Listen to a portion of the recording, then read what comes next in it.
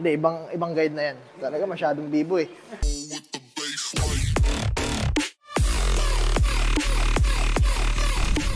Quick tutorial regarding everything about folding seats, no? So, sa mga hindi na alam, nagbebenta tayo ngayon ng folding seats sa Shopee store natin. Kung kahit hindi unit dito galing, kaya naman gawa ng bracket. So, Exhibit A. Okay? Kasi nagbubutas kami dito. Kaya namin i-fabricate yan. Depende sa unit. Ngayon, yung guide na to, yung tutorial na to, is para sa mga maluluwag o yung mga alog-alog, ano dapat yung gawin. Okay? So, problem number 1. Like this one, eh? So, ano ang gagawin? Easy peasy. So, ito lang yan. Ihigpitan nyo lang to. 13mm open wrench. Kailangan nyo dyan. Kung meron kayong adjustable wrench, pwede rin yun. So, ito kasi meron kami special tool. Higpitan nyo lang yan. So, ang rule dyan is dapat, ito, isa ka letter T. Ayaw natin masyadong bent, parang ganyan, no? Hindi na letter T yan. Gawin mo letter T. So, make sure naka-straight yan and letter T bago nyo higpitan. Okay? Pag letter T, nahigpitan nyo lang.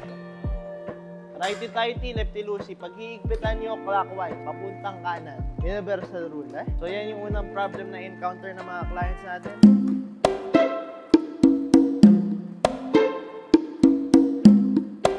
Balik ka, kabilaan yan, dalawang side, higpitan nyo ng todo. Basta, protocol natin, rule, is naka-letter T. Okay? Okay, nagawa na, pakita mo. Matibay na. Sige, try mo galaw-galaw.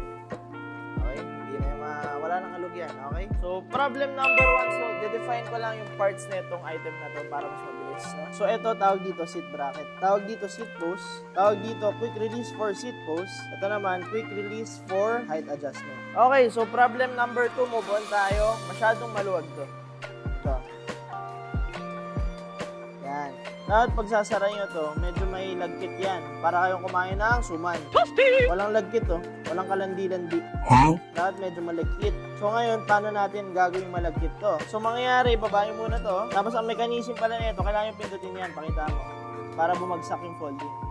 O ngayon, para ma-adjust yung lagkit, kailangan yan ng pliers. Pliers or plies. Yan. Higpitan nyo lang. Clockwise ulit para umigpit. Righty-tighty. Always righty-tighty. Mangyayari yan, oh. Pipigilan nyo lang. Tapos ikot nyo yung pasok mo, akyat mo. Yan, dapat malagkit. Ayan, malandi na siya. Malandi ka na! By doing this, mawawala na yung alog nito. Yung alog ng mismo seat post natin, mawawala yung alog kasi may higpit na dyan. Problem number 2 solved. Okay, hypothetically, naluwagan nyo na. Nagawa nyo ng malandi at malagkit tong quick release for seat post. At may alog pa rin. Ito naman gagawin natin. Higpitan nyo naman tong dalawang to. Kailangan nyo ng dalawang Allen screwdriver. 5. Try nyo lang. Righty-tighty lang ulit. Ewan ko lang kung magkaalog yan. Ngayon, pag sobrang higpit yan, mahirapan ka na i-fold to. Kaya dapat sakto lang, ha? Okay? Yun lang yun. Inunahan ko na kayo. Pag masyadong mahigpit to, mahirapan na to bumaba. Okay? Basically. Pero yan, mawawala na yung alog yan. Gawa ang malagkit nito, tsaka pag higpit ng dalawang to. Okay? Okay, problem number 4. Pag upo mo, nalaglag agad. Ano ang gagawin? Easy peasy. Easy peasy, darlings. Righty-tighty lang ulit. Higpitan nyo lang quick release level. Kung kayang isagad nyo. Huwag na sobra, baka masakit. Ayos ba? Yes, sir. Yes, sir. Yan, isa pang advice is, dito mo yan, dito may quick release sa baba. Para ma-maximize yung pag-lock. Ayan, sa baba yung i-lock para ma-maximize. So, tingnan mo, upuan mo. Boy, hindi na yan bababa. Diba? Pag ini-install natin yung seat post or yung seat set, hindi nyo alam, hindi nyo makita kung saan i-install. Advice natin, di ba may grip tape yan? Buksan yung grip tape, may makikita kayo minsan ng mga hidden bolts. Katulad sa extract, ito nakatago ito. Yan, so kung mag-i-install kayo, tubaran yung grip tape para ma-install yung seat post, no? Kasi nga, sabi ko, pinafabricate natin. Katulad nito, may special holes. And isa pang advice is, pag i-install nyo yung seat post, make sure sobrang higpit nung bolts na ipapasok nyo dun sa deck. Katulad nito. Ha? Make sure nakasagad yan. Okay. Ayan, so that sums up our tutorial para sa seat set, seat post, installation, troubleshooting. No? Yan yung maasahan nyo sa motor EVP. Kahit malayo kayo, karagado namin kayo. I'll be the way. Alright, so sana nagustuhan nyo yung video.